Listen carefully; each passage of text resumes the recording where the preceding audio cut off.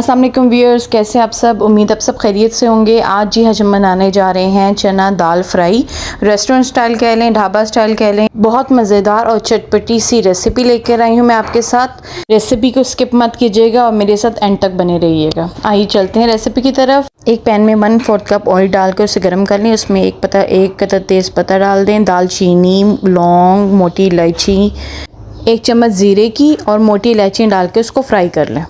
जब ये फ्राई हो जाए तो 1 चम्मच अदरक लहसुन की आप डाल दें। यहाँ पे वो स्किप हो गया था पार्ट मेरे से, उसको डाल के आप फ्राई कर लें। और 2 अदद मीडियम प्याज कट करके इसमें डाल दें और उसको फ्राई करें।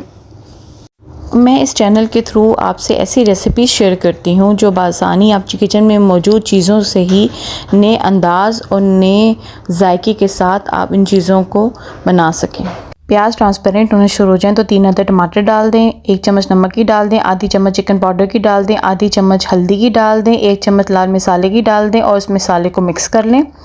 मसाले को थोड़ा सा पानी डालकर आप इसको ज़रा दम पे रख दें ताकि टमाटर नरम पड़ जाएं। दम पर रखने के बाद आपने मसाले को अच्छी तरीके से भून लेना है ताकि जब घी छोड़ दे तो आपने उसमें आधी कटोरी दही ऐड कर देना है और मसाले को मिक्स करके आपने इसके अंदर दाल शामिल कर देनी है। दाल को मैंने भिगो के उसमें नमक, मसाला और हल्दी डाल के उसको गला लिया था पानी में और इसमें मैंने आधा किलो दाल शामिल कर दी है। इस मसाले को अब अच्छी तरीके से मिक्स कर लें। 5 मिनट के लिए इसको दम पे रख दे। दाल हमारी तैयार है। अब हम तड़के की तैयारी कर लेते हैं।